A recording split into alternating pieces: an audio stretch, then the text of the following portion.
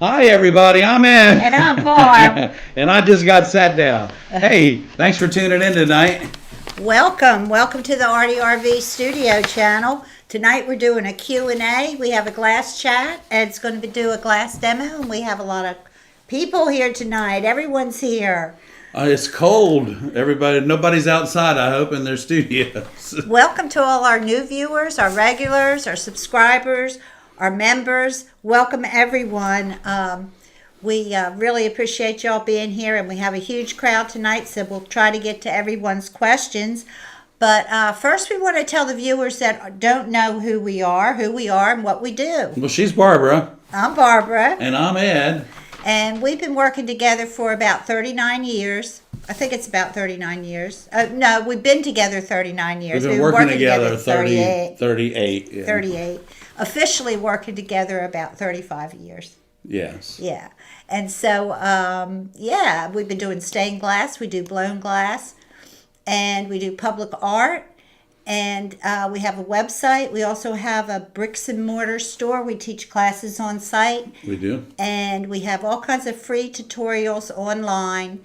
And we do a live stream every Monday night at 7 o'clock. We sure do. Barbara, you kind of summed everything up. Don't you have something to add? Well, I like to tell people that Barbara and I are artists of many temperatures. We like to work in different temperatures of glass. Not only are we stained glass artists, but we also work in fusing and kiln work. And we also, here in our brick and mortar store, house a glass blowing facility. And Barbara and I have been blowing glass together for about 28 years now. So we do a lot of glass in many different ways. Mm-hmm. But with our channel here, we're happy to share it with everyone. And we're happy to be able to share our stained glass knowledge from being in business for so long. We don't claim to know everything. And we've found that over the last couple of years that even our viewers out there have the answers to some of the questions from some of our other viewers. So it's quite a community that we have here. And we're very fortunate to have everyone on board. So I'll just take a moment and thank everybody for tuning in to the ARTyRV channel and being as kind as you have been to Barbara and I for the last couple of years. And those of you that are catching us on the rerun, welcome. We leave these videos up all the time so you can watch them at your leisure. And we have a podcast, right, Barb? Yeah, it's a podcast. You can listen to it or you can watch. So, so this is, it's exciting. It's an exciting time for us. We're growing like crazy, and it's all because of you guys. Right.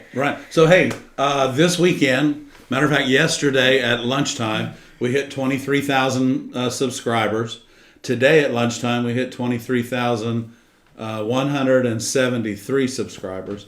So we're on our way up there. Our goal now has changed quite a bit because now we want to see 24,000 subscribers by the end of the month. Tonight we're going to have talk about framing a little bit. Right. I guess all of you guys already saw the last video about framing. And then we've cut them into short so you can get a few different, if you're looking for something in specific, it should be out for you. But if you have any questions about that specific video, you can ask tonight. Right. Let's see, what else? We got glass chat and glass cutting coming up. And we're going to talk about framing. You guys welcome that framing video with open arms, and I'm talking thousands of views, and we really appreciate it. And apparently, it helped a lot of you kind of relax a little bit about framing your work and being afraid of doing it. So that's great. Thank you for all your compliments. And for those of you that needed a part number, I do have Ed did get the part number today. Right. So we'll talk about that more at Glass Chat. So we'll talk a little bit more about that. I got some part numbers for you. And so everything's all good. Barb, let's dive into some questions. Okay. And, those of you that are in the path of this horrific storm that is just going crazy up in the north and northeast and the center section of the country, God bless y'all. Be safe and try to stay warm. Yeah, our prayers are with you guys. So let's start with some questions. Let's see. Is that the first one from Helen? Was that the first question? Making a box? Must be, yeah. Okay, so Helen is making a box and wants to put decorative reinforcement corners. What kind are best? Well, there's a couple different ways you can make the corners decorative. One is by decorative soldering the corners on the outside, which looks really nice. They also make brass filigrees for boxes that are decorative and are attached by soldering them to the box. They make feet and handles and different things like that.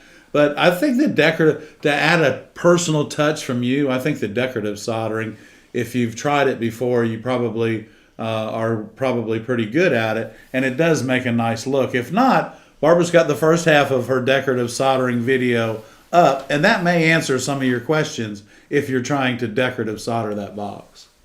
I think she's wanting to make the corners more sturdy. Is that? Yeah, and if you're going to do that, and you can use either copper or brass and cut it yourself if you like. Or do you wire that? Do you wire you don't around have the to top wire of the the box?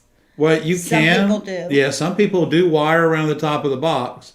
And then what you do is that allows you to make a really pretty bead around the surface of the edge of the box. And that also gives you something very substantial for the hinge to attach to. So, okay. Thank you, Ed. We have a puppy question. We have a puppy and a glass question. A puppy glass question. Carol wants to know, they're getting a puppy next week. Do you have any advice about having a dog around your workshop?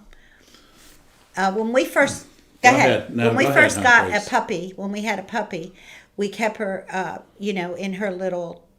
Not in her little crate. A crate that was twice as big as she needed. In her big crate, right? Because they like to eat stuff, and you don't want them to, eat. You don't want them to pick stuff up off the floor. But the main thing is to keep the floor clean.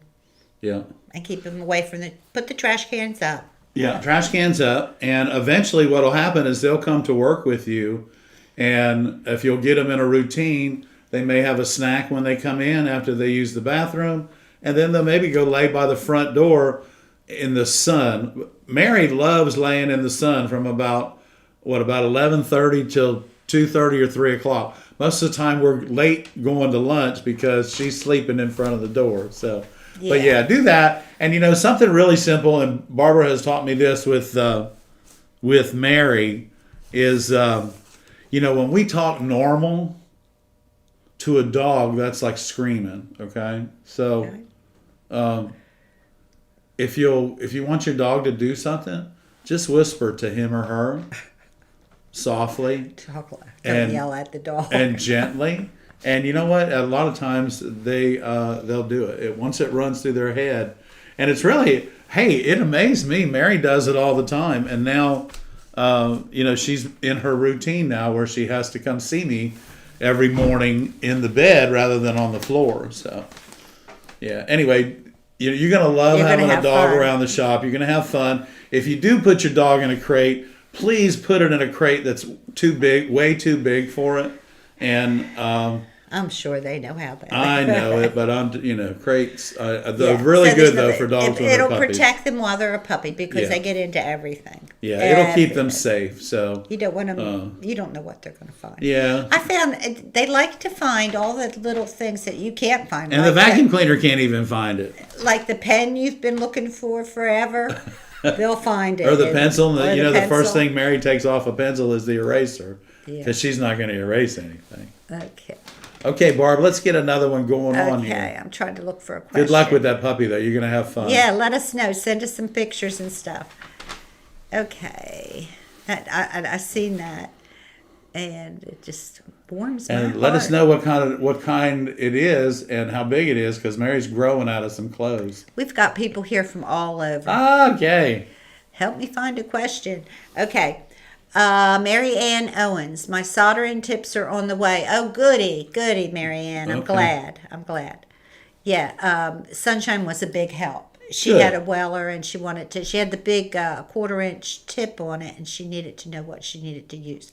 MV Malker, what are the minimum beginner's tools to start learning lead cane work for the first time? Well, I tell you what, you've got everything already except for a pair of lead nippers, probably. And the lead nippers, you don't want to skimp on. And some people will use just regular wire cutters. But the edges of your lead don't look good with wire cutters, y'all. And lead nippers will cut a square edge, and they'll also allow you to miter that. Now we have our Lepinet lead nippers in stock, and however, I think MB you're up in Canada, so I'm not sure if we can Canada? if we can cross over shipping cost wise, but get a good pair of lead nippers, and they make them, and they're not cheap. They're not $7 or $15. They're probably closer to 23 or 25, but they're worth it. Just like any other tool you have in your arsenal, you should buy the best tool that you can afford and take really good care of it. I want to give a big shout out to Ray. Hey, Ray! Let's give him a thumbs up. Thank you, Ray, for all you do. And Glad thanks to for see you staying here. in touch and let me know when things aren't working quite right. I always appreciate hearing from you because Yeah. you keep us straight. Thanks, Ray. We really appreciate it. It was so good to talk to you the other day as well. So Yeah, Ray. I don't know what happened on that post, but apparently one post went out at the wrong time and didn't have a link. But thanks and for apparently letting you us guys know. had a safe drive by and it was all good. So Yeah, I hope the weather's better up there. I saw the beginning of the game. It looked like it stopped. Oh no, raising down in It's Pittsburgh, so he's but getting still more that snow. weather is yeah. more snow. Yeah. Yeah, and when I talked to Sean this morning at Sunshine in Buffalo, Oh, yeah. it was still snowing there, and they didn't postpone the football game yesterday because of the weather. They postponed the football game because the fans had nowhere to sit, so they called everybody in overnight and got the stands cleaned out. The field looked like it was springtime today at 5:00 when they started playing. So anyway, but it's all good. Everybody's safe. Sunshine did have some downtime because of a storm last week on their computers, but Sean assured me everything's all good to go and back up and running now. So, you know what? What? What? We should thank Sunshine for sponsoring our Yes, I do, and I want to talk to MB Volker again because I just thought of something. show. Okay. But let's. Yeah, so we want to thank Sunshine, whether it's in the heat of the summer or in the cold of the winter. Sunshine's there. Give them a call, and they're there to help you with all of your stained glass needs, whether it's glass, tools, or anything like that. Give Sunshine a call. They'll be happy to help you. And hey, here's the part number, everybody. Here's the part number from Sunshine for the wood, the oak wood that I use. That's in the framing video. Here we go. Your part number with Sunshine is 1605. And that's the 1 3/8 by 5/16 wood, the oak wood for your framing. So, Yeah, and thank you, Sunshine. That was one of the questions that was coming up. Oh, okay. Now I can't remember what I was going to tell. Oh, MV Volker, a lead vise. A lead vise. So you can stretch your lead. Yeah. And lead nippers. And that's the only two things you need extra besides what you're using for copper foil that I can think of right off the bat. Yeah, because you don't have to use with doing lead work. You can use 60/40 solder, but it's more expensive than 50/50. So just use 50/50 on your lead. You've got access to great manufacturers up in Canada for your lead, and so take advantage of that for sure. And but yeah, so a lead stretcher or a lead vise, and you become the stretcher, and then a really good pair of lead nippers. Like I said, you need a pair of lead nippers that cuts a square edge, that will dig in there and can miter about 3/4 of an inch if you need it. But you also need a pair of lead nippers that are sharp. And remember, only use those lead nippers for cutting lead. That's it. That's it. So yeah, so that should answer those questions. Thank you, Ed. Anita wants to know where we order the wood, and we told you, and we gave you the part number, Anita. Nancy wants to know if they ask their building center to prepare those frames, what do they ask for? So if they wanted to buy that wood and their building center would fix that for them, you might have to go to a cabinet shop. Yeah, you're gonna need the big box building stores. They're not gonna do that for you. It's too specialized. You're gonna have to go to a cabinet shop. But I'm telling you, it's easier just to pick up the phone and get 5 or 6 or 10 lengths, 6 foot long, shipped to you, and not have to go through all of the. Here's the thing: this wood has been dried. It doesn't have any clear finish on it. It's not warped. This is like the perfect framing material that you need. But if they wanted to have someone prepare those frames, what is the size, Ed? All right. So it's a finished size. It's 1 3/8 wide. It's 3/4 of an inch or 11/16 thick, and it's got a 5/16 by 3/8 groove down the center. Or buy a piece and take it to your cabinet guy and tell him to reproduce it for you. The thing about this wood is, if you get the wood, then what we found when we took it to a cabinet shop is we got the wood and we got it that size, but the corners weren't rounded. The wood was not run through the planer and, perfectly straight. So every once in a while you'd get a piece that was just like, you couldn't even use it. So we found that this is the perfect way to buy it because it's just ready to stain. Yeah, we were having it made and we were paying $6 or $7 a foot for it. But we thought we were saving money. And we weren't. But we weren't, because it seemed like every 3 or 4 lengths of it weren't quality enough to use. Then we had to sand the edges and make them smooth and all that stuff. And they weren't dried, They would, if you're not careful, in the back of the shop, they would curl up and...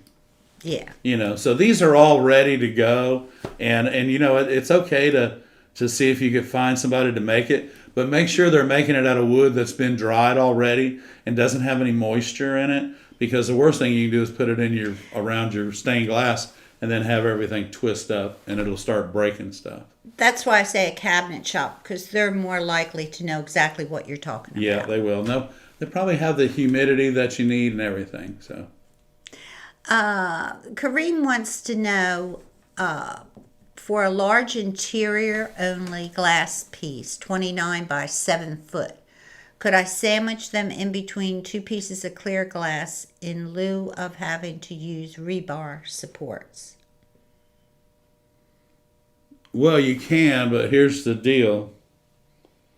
Sandwiching them in between 2 pieces of glass eventually is going to cause moisture in between those 2 pieces of glass, because rule number 1 with stained glass is you don't seal it in to anything. You could you could use a piece of safety glass on one side, install the stained glass window, and then put the molding around it. And did she say it was a door or it's not a door? Interior only glass piece. If it's not a door, hun, you don't need the other piece of glass on it. If it's not moving around, you need something to protect it, and it should be fine. 29 inches by 7 foot, it should be fine like that. If it's interior, it's not anything swinging, it's not operable. As long as it's not operable, you should be fine.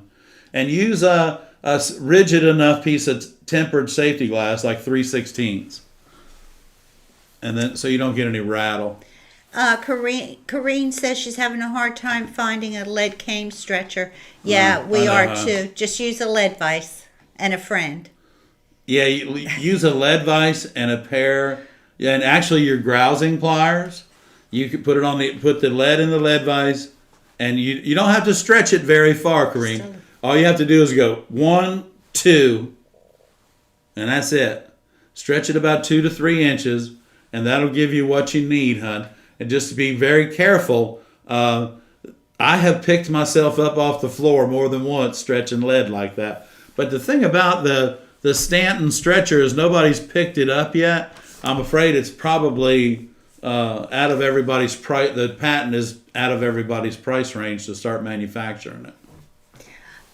Robert said he saw our video on pricing work and bought the paperwork. My question is, how do I price doing a window panel repair? Again, I don't know, you just go back to how soon you can do it, how long it's going to take you to do it, and don't be bashful, Robert, about repair work, because it's handling it twice. So think about it, Robert. You have to take it apart. There's your labor. And then you're going to put it back together. So the first part of it, price it out separately. That's mostly going to be labor.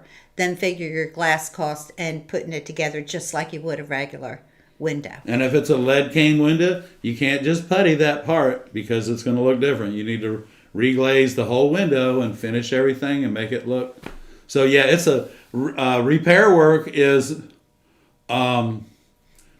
If you're really good at it, you can make a decent living repairing stained glass windows. Because it is a lot of work. So make sure you're, covering your costs there. Yeah, and don't be bashful, because if you can do it, Robert, and you've learned how to do it correctly, go for it, buddy. Helen wants to know what kind of hinge is best for a box lid. Well, I've got when I saw the question while Barbara was saying hi and welcome to everybody, because everybody from all over the world is here tonight, and we're happy about that, I went and got a box hinge. I'm going to let Barbara... Now, at Sunshine, they have these in lots of 10, and I think they'll separate them for you, but you really if you're going to buy them, just buy 10 of them. So it's a piece of 1/8-inch copper rod, and it's a piece of a 1/16-inch copper rod. This is your hinge. Right here. The smaller rod goes inside, and then everything will turn like that. So this is your hinge. And if you give Sunshine a call, just tell Sean that you're looking for the jewelry box hinges, and that's how they come. They come a big one and a small one, and they come in packages of 10. But they do sell them separately. So anyway, that was a good... Thank you. And that's a good question, because, and we also have the video that shows you how to cut those hinges. And also, one of our viewers last year, we were talking about these boxes, and they said, somebody wanted to know, well, how do you keep the solder from getting in the ends? And one of our viewers said that he or she, I believe it was a she, stuck toothpicks in the end while they soldered the flange onto the back of the jewelry box. Wow. What a great thing to do, and it's all good. Steelers game. 24 Buffaloes, 17 Steelers. That was like kicking a rock around today out there, I'm sure. Oh, they're freezing. Okay, thank you, Ray, for the update. I was wondering how many people would not be here because of the game, but apparently we're doing both. We are, what do you call it? Multitasking tonight. There you We're go. Simulcasting. Okay. Thanks, Ray, for the update you, on Ray. the game, too, buddy. We appreciate it. MB Volker has a question, I think, Barbara. No. Not Canada, Ed. North Carolina. Oh, okay. Well, good. Well, I MB, knew it was we'll be wrong. happy to send you a pair of our Lepinet lead nippers, because we have them in stock, and we'll be happy to send you a pair out. Okay, MV Walker has a question, part 1. Just to clarify, after watching your framing video, do you have to have zinc or lead frame around your piece before you put the wood frame on, or can you just use the wood? No, don't use just the wood, because whenever you do a stained glass window, whether it's copper foil or lead or zinc, those edges need to be finished. Don't Willie McNilly it and not finish the edges of anything just because you're going to put it in wood. That window needs to be finished completely. The wood comes along as something after to protect that stained glass window and to make it last for a very, very long time. So if it's a copper foil window, they do make a... That's what I was getting ready to tell I'm sorry, them. Yeah. a wood. I'm No, sorry. that's okay, hon. It's all A right. wood with a smaller groove in it. Yeah, they make a wood with a 3/16 groove in it, but you still need to put copper foil and at least tin the copper around the it. outside edge. Not just bare. Yeah, don't just bare it because Not just bare. yeah, don't make it bare. But you can, if you work in both and you think you'll be framing both, you can just frame your copper foil window with flat H lead. Yeah, And you don't need zinc. right. So, No, you just frame your. Most of my windows are all built with 3/8 flat H lead around the outside on everything. I have zinc in the house because I have other people that come and buy it from me. So yeah, there's no need to use zinc. if you're going to put it in a wooden frame, there's really no need to use zinc. We didn't get the video of it, and I wanted to so bad, and I didn't think of it until after everything was done. But we framed a big window last week in that video, the big window, and that window came to us dangling from a piece of framing wire that somebody had drilled holes in the zinc on each side and stuck a hook through there and hung that big heavy window. Yeah, I should have With put wire. That. I should have put that picture in. And that's y'all. That is the very number one reason why I don't do zinc very well. But anyway, it's all good. Our customers coming to get it, and yeah, so they do. But they do make, and they will ask you this when you order the wood. If you give them that part number, you're going to get exactly what I use. But if you'll talk to Sean, you can get the narrower wood. The groove down the center is narrower, and it's designed for copper foil windows. Okay. Thank you, Ed. Thank you for clarifying. Yeah, that. because I've been thinking about that all afternoon. So. Okay, so Julie wants to know: do you have to use a Weller tip on a Weller iron? More than likely, Julie, it's the diameter of the shaft on the tip that fits inside the Weller. If you want to change tips, I would say go ahead and change to the iron that particular tip that you like goes to. The Hacko 601, those tips aren't interchangeable. And I would venture to say that the Weller tips probably are not. And you may be able to find one with the shaft the same diameter, but it's probably going to be an aftermarket tip, and it may not even be able to be made out of copper. Copper, because copper is what's eating everything up. But I think if you want to try it. But I would, if you got a Weller iron, just go ahead stick with Weller tips because they're going to be your best bet. That would be a good question for Sunshine. They would know. Yeah. They've probably had that question before. So give Sunshine Glass a call and see what they say. They're experts on irons and tips and things like that. They deal in a large variety of them. Right, yeah. Carol wants to know, do you solder 50-50 at a different temperature than 60-40? Probably. The 60-40, yeah, because it melts at a higher temperature. So, yeah, the 50-50, I cut my iron. I work at about 515 degrees, I think.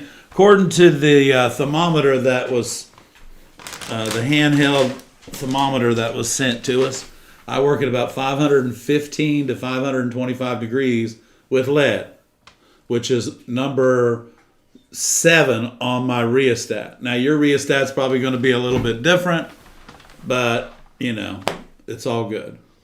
Karen, I'm sorry to hear that. I didn't know that individual, but we're sorry to hear that. Thank you for sharing that. Bill Blodgett with a stained glass artist passed away.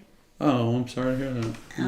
I didn't know him, but it sounds like a couple people here may have known him. Okay.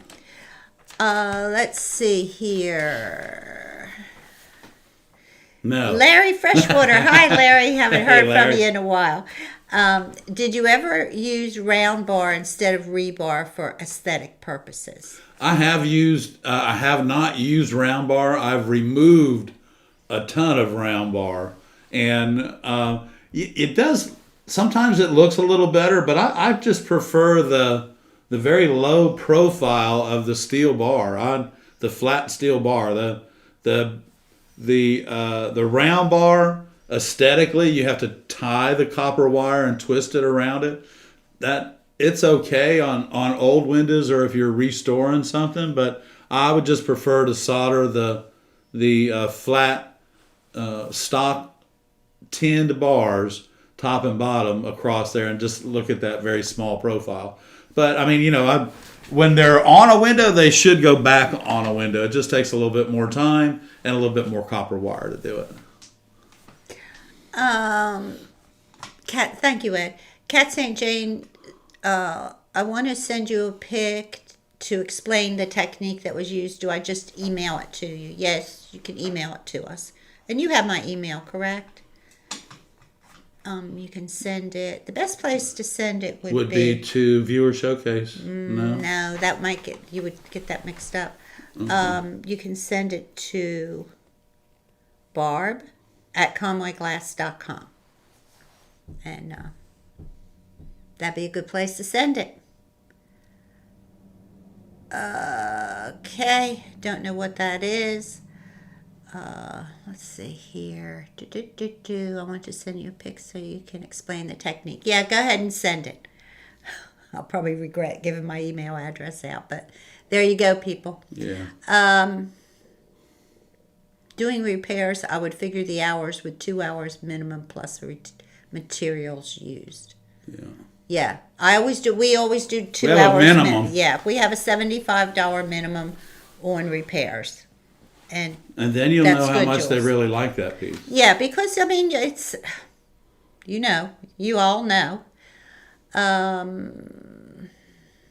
Don't know who those people are, Christine. But thank you for sharing. Appreciate it. And Next. In reference to the lead stretcher, you can use any vise on 2 kebab skewers to sandwich the lead and straighten to stretch. It works for me. Okay, Pauline has a question. I had a friend who asked me where she could buy the framing items. Okay, tell them Sunshine Glassworks has the framing item.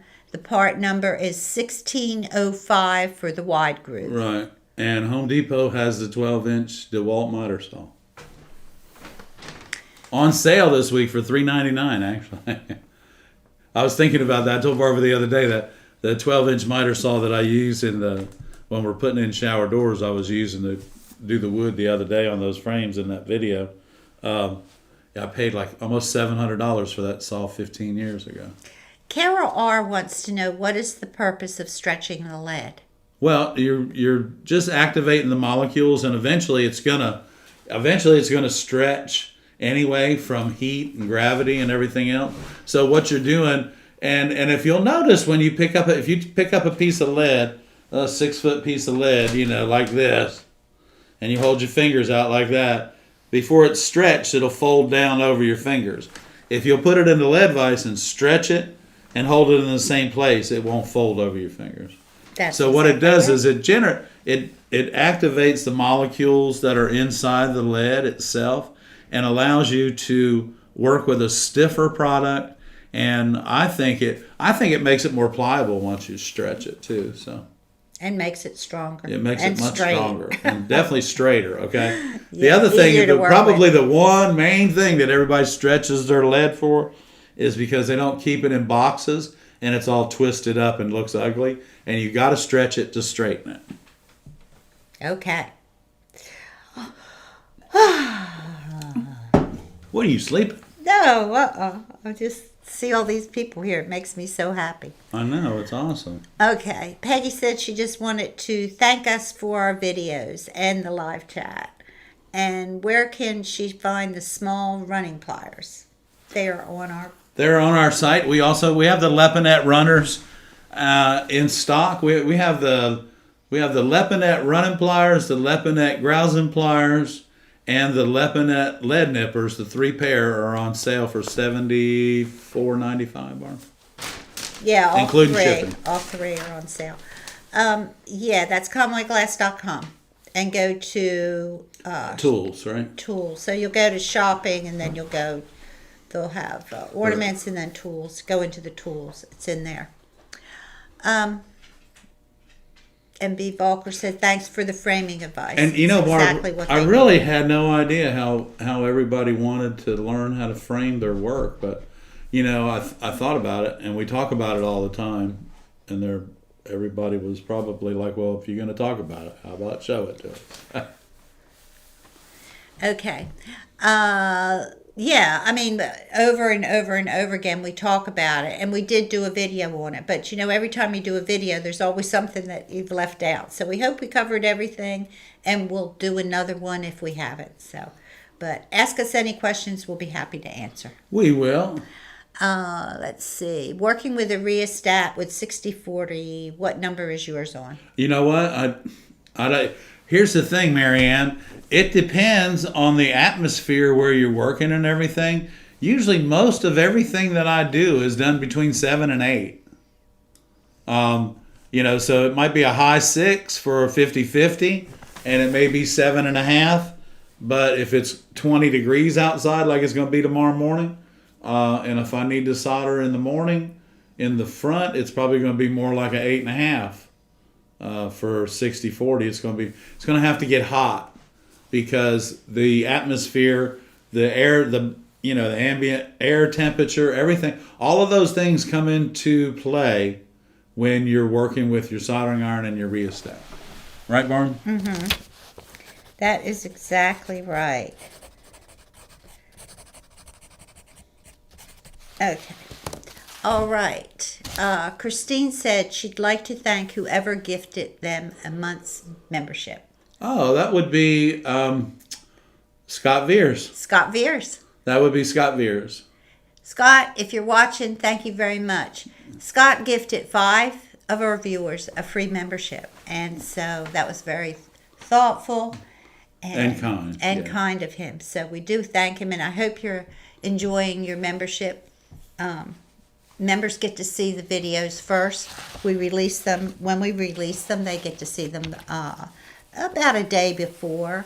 Also, we have conversations about different things, and we have some pop-ins our members coming are up. our sounding board. A lot of times we Yeah. need to know something, and they're the people that we can count on to hop on board and answer our questions. Right. That's right, Barb. Okay. Well, because, with all your, a lot of your input guides us in ways that we're trying to go, so it's really nice. So, hey, guess what, y'all? Barbara brought in the gimbal tonight. She wanted to show it to you. Oh, yeah, let me I'm going to show you the gimbal that y'all bought for us for the project.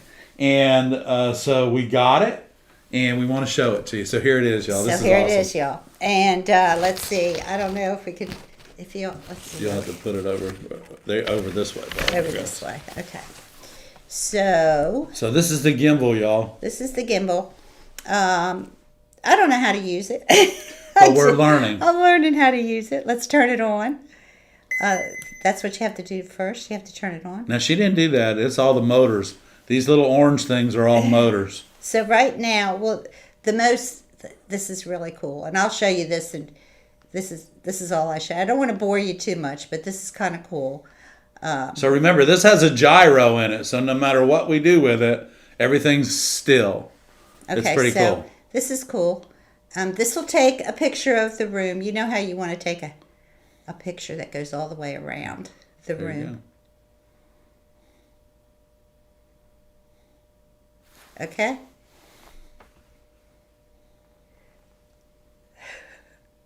So it's taking the picture. It's going all the way around. It's getting a 360, y'all. So How you're going cool to is see all that? kinds of new things in our videos, but that'll be one of the little tricks we'll do. But anyway, it's a very cool thing, and So we keeps wanted the to share that with y'all. so wherever I go, it'll keep that camera level for me. And it's got this nice little tripod, and it's very cool. So I'm learning it. Took a lot of film at the beach. It's yeah, golly. really nice. Yeah, Barbara took a lot of film at the beach and was learning how to get it. So that's one of the things. The other thing that we've bought for the media project is a new new Right. screen for me. because I can't see. Right. But anyway, we want to thank you guys for that, and we wanted to bring it in and show it to you because we told you that we bought it and that we ordered it, and that particular week that was $161, and you guys were kind enough to donate $160 to the project. So hands off to you guys, and thank you very much. So we wanted to share that with you. So 2 new things coming in. The next thing that's coming in is a new monitor. It's nice and big. I can see because I can't see right now. This is so tiny, and to do all of my editing. And then a green screen. So watch out. Yeah, here we go. We're going to have some fun. Yeah, so I Am Alan says that he's that 500 degree Fahrenheit is plenty on the tip because, so most of your solders are going to melt around 375 degrees, 352 I think it is for 50-50. So they're going to be low temperatures, but here's the thing. You can't work at just the temperature that it melts. You actually have to be able to do some production. So by cranking it up, getting it at about 500 and 525 degrees is still going to give you enough time to solder quickly, but not melt your lead.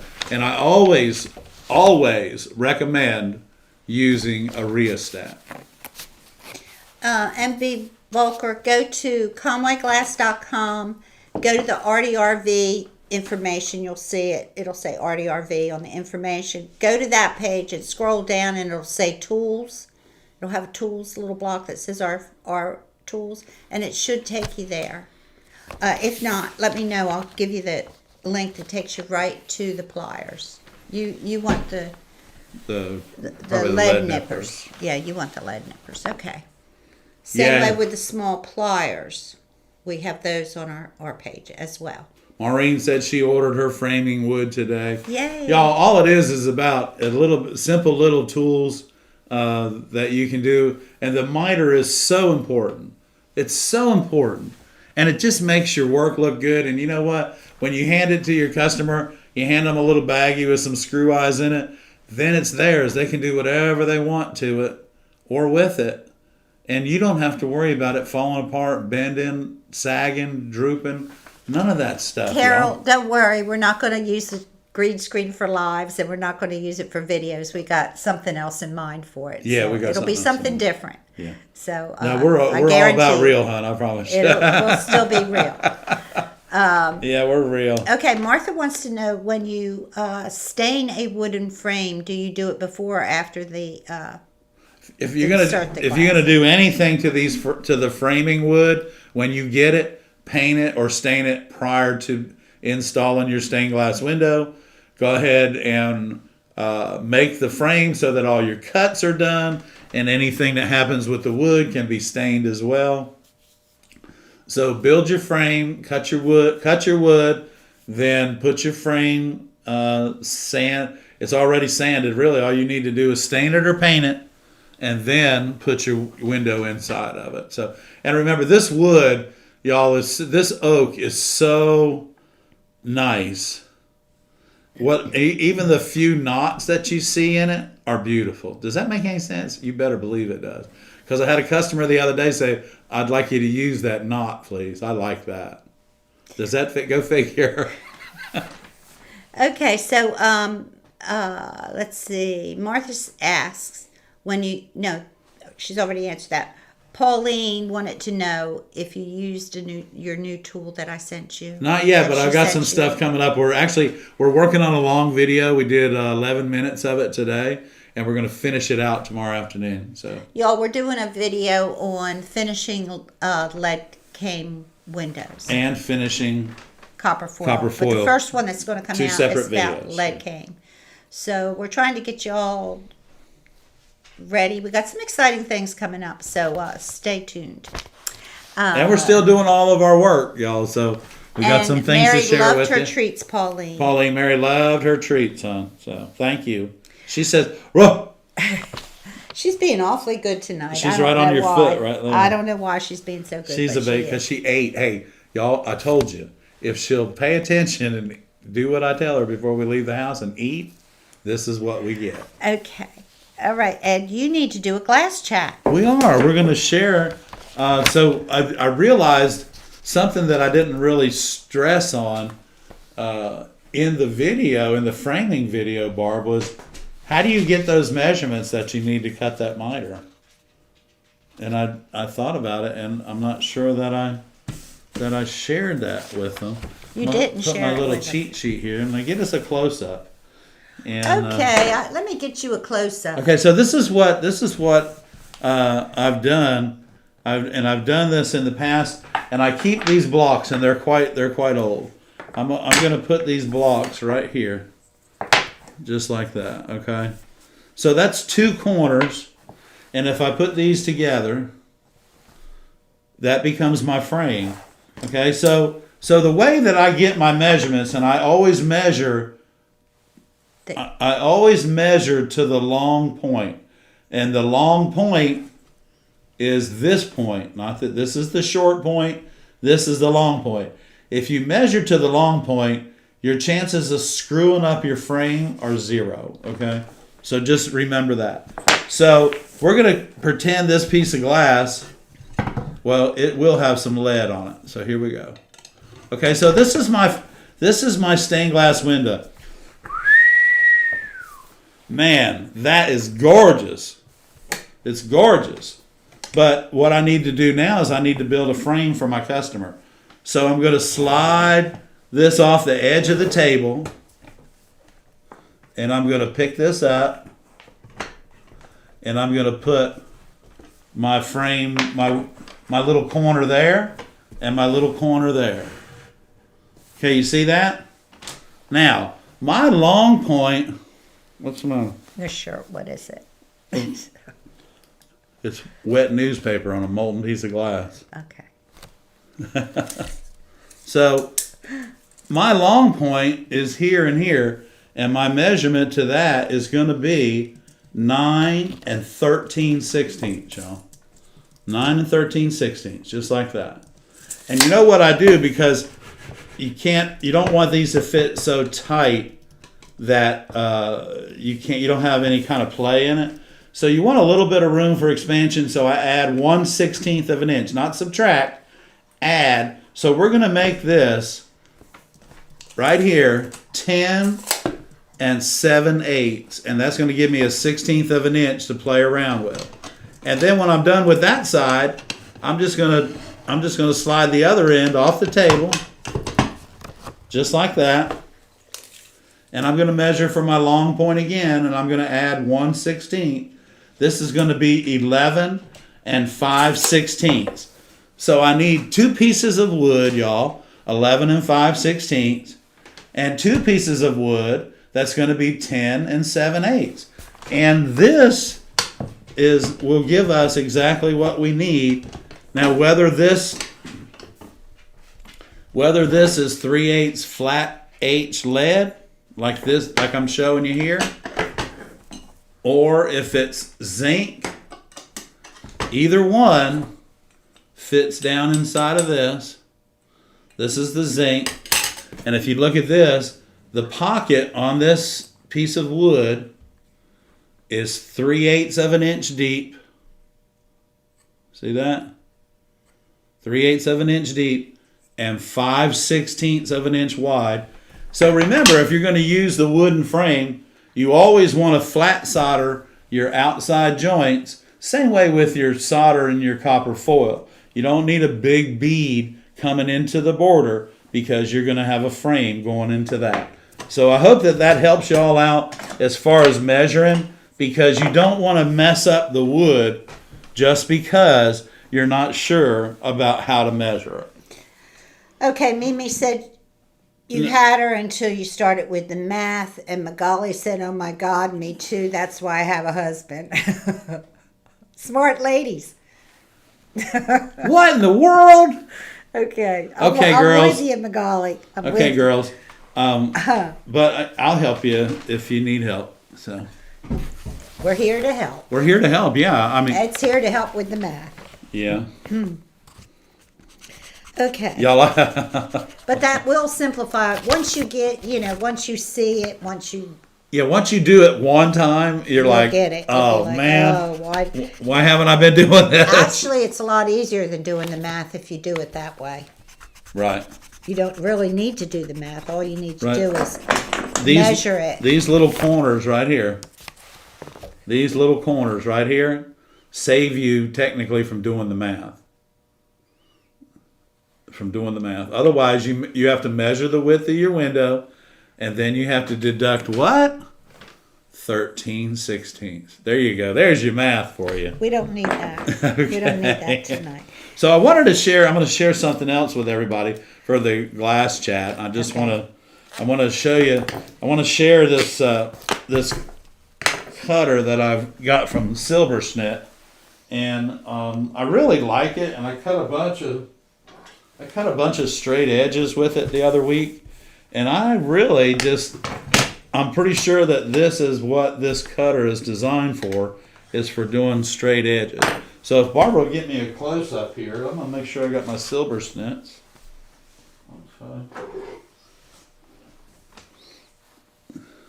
Cheater blocks. That's what they are. Yeah. Cheater blocks. Cheater That's block. what MB Volker said.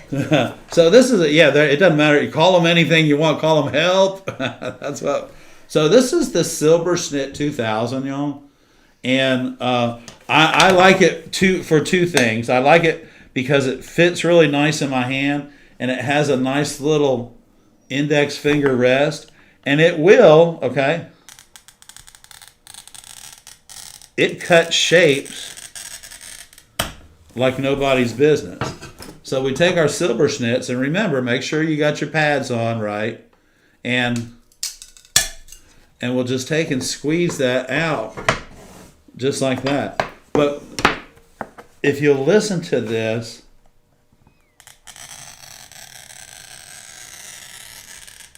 okay, so I'm going to tell you something funny about this glass cutter. Didn't see that. Is that there is no spring in the head.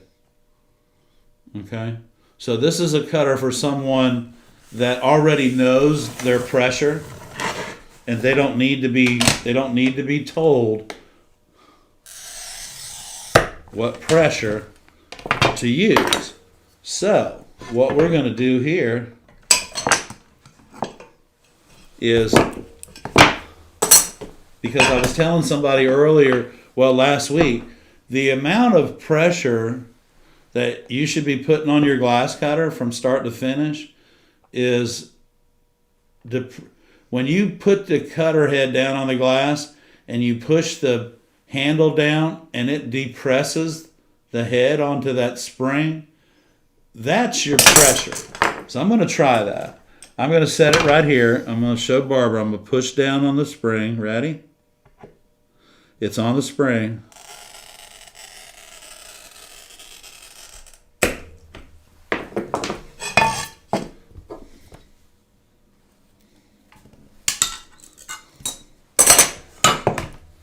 So that, y'all, is just depressing the spring on my cutter head, and that's all the pressure that I need. So, but anyway, if you're looking for a new cutter to cut patterns with that will feel very comfortable in your hand, and you don't have to worry about a spring, this might be the cutter for you. This thing, it sounds good. It rolls good.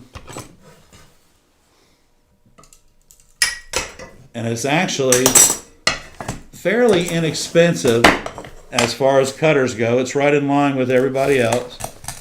But again, remember, it's a Silversmith made by Bowl America, and you just can't beat their tools. So I wanted to share that with you guys, and I'm glad that you took the time to listen to me ramble on about another glass cutter. Now, can you change the head on that glass cutter? This cutter, no. Absolutely. No, the 2000, you can't change the head on it. Okay. No, it is inside the handle. It's there. Oh, okay. It's permanent. Okay. So that's a good question, though, Barbara. Somebody asked that, or did... No, that was one of my original questions. That's original. Popped right in my head, and I just blurted it out. Man, and you did it, and wow, caught me off guard, and you're right. You can't There change you that. go. There you have it. There it is. And we have time for some more questions. If anybody has any questions, we'd love to answer them. Yeah, I noticed that Les was in tonight, and Lena, Les and Lena. Christine's here. Carol's here. MV Volker. MB Volker. And Mimi's here. Hey, Mimi. Carol R's here. She's Michelle, Martha, Shazray. Shazray. Hope you're feeling better. Yes, Shazray's been sick. Christina, Karen's here. I know there's a lot of people. I am Alan. We'll see you soon. I am Alan. Christine. Oh, that's right. I am Alan. I'm looking forward to that. That's going to be fun. Looking forward to meeting you, my friend. Julie's here. So we have a lot of members here. We have a lot of our subscribers, our viewers. If you haven't subscribed, go ahead and subscribe. We'd love to bring you into our community, and we always like to get a new subscriber. It makes us feel like we're doing something worthwhile. And you know what? When you guys subscribe, and you have been this weekend like crazy, we appreciate it very much. And keep up the good work. Yeah. And somebody asked if that was Ray in the camera behind us, and You talking about right there? I don't think that's so. Dr. Glass. He's That's over Dr. there. Glass. He's carrying a pane. Yeah, but not the same one, Karen. He's taken one this. Let's see, when is your summer. class? May, June, I think. Yeah, no, June. January. Karen's class is February. May. He's taking his class is in May. Your class is in February. Yeah. So all the new classes came out this morning. Y'all got a notice. Members got a notice first thing. I hope everyone that is a member that wanted to sign up, got to sign up because they're almost sold out for the first part of the summer. We will have a new registration. Right? Yeah, the spring. Well, it's May, June, April, May, June. We'll have July, August, and September classes will come out May the 15th. So, just sign up for the newsletter and you won't miss a thing. There's a question about... No, we don't sell the glazing itself, but we do have the recipe on our website, and that is actually just as good as purchasing the glazing, because once you make it one time for yourself, and you only have to make, what we suggest is you make what you need, which is about a quart of glazing compound, less than a quart of lacquer thinner, and about 4 tablespoons of black paint. But if the recipe is right there, and if you'll follow it, make sure once you make everything and put it in the bucket, make sure, and there's a reason that it says to allow to sit overnight before mixing. If you'll allow it to do that, it'll be great, and you'll enjoy the putty. And we just made a batch today, and we videoed it. Yeah, we have a new video coming out that explains the putty process. If you got some time. There's already one online too. So putty, about finishing your windows, and the putty recipe is online. So, but this one has even more information. So look for that coming up. The new video will come out Friday for members, Saturday for the public. For the rest of you. She knows how she edits, and she edits pretty quick these days. So if she says Friday, it'll be Friday. So I'm pretty confident about that. If it doesn't come out, please don't hate me. Okay. I think it's going to be good, though. Just the first part of it's about 11 minutes. Can you use grout on lead windows? No. No. Can you stain it different colors? Yeah, you could. The wood, you can stain anything you want. Yes, the wood you can. Oh, the lead, no. Here's the thing, y'all. Glazing compound for lead windows should be a dark pewter gray, not black.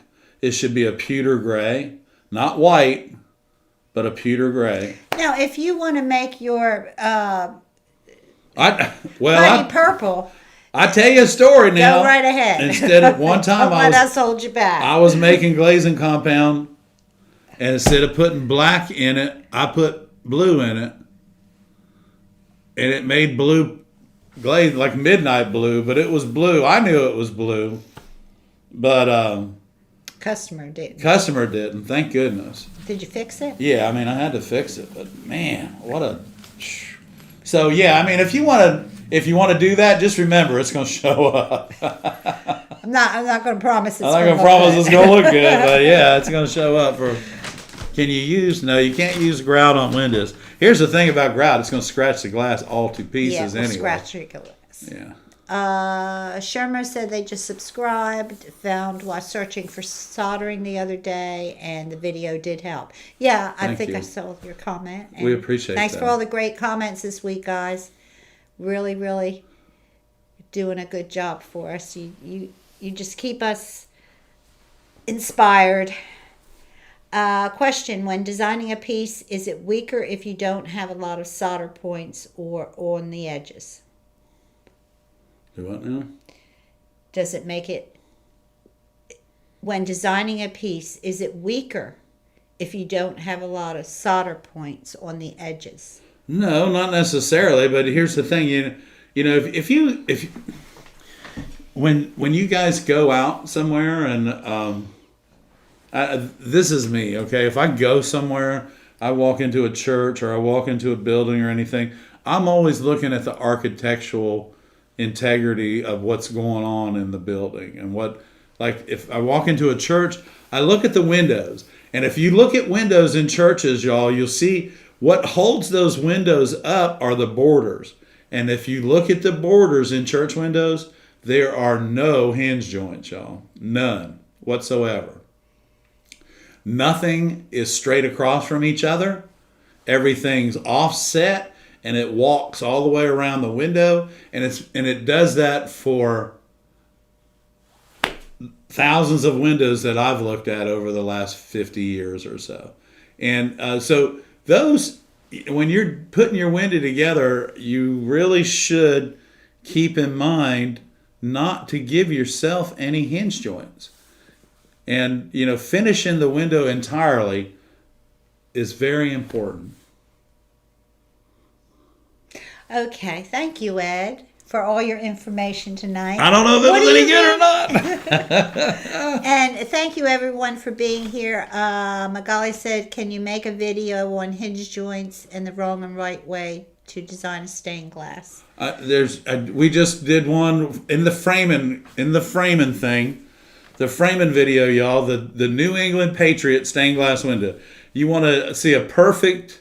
Well, and the window at the end. Yeah, the big window. The pink and blue one. Yeah, has you want to see hinge joints in it that I show at the end of that video. Yeah, and the Patriot window, if you look at it, and when I hold it out horizontally, you see that it's bent like that. But when I tilt it up, you see the hinge joint. Windows like that should never be designed like that, y'all. Even though you wanted to spell the wording Patriot across it, it could have been done 10 different ways and you never would have had a hinge joint. Never. So yeah, there are ways to design it, Magali, that you can avoid those hinge joints. And we probably should do a video on that. That's a great idea. I think it really is, but we'll have to find the time add that to our list to do it.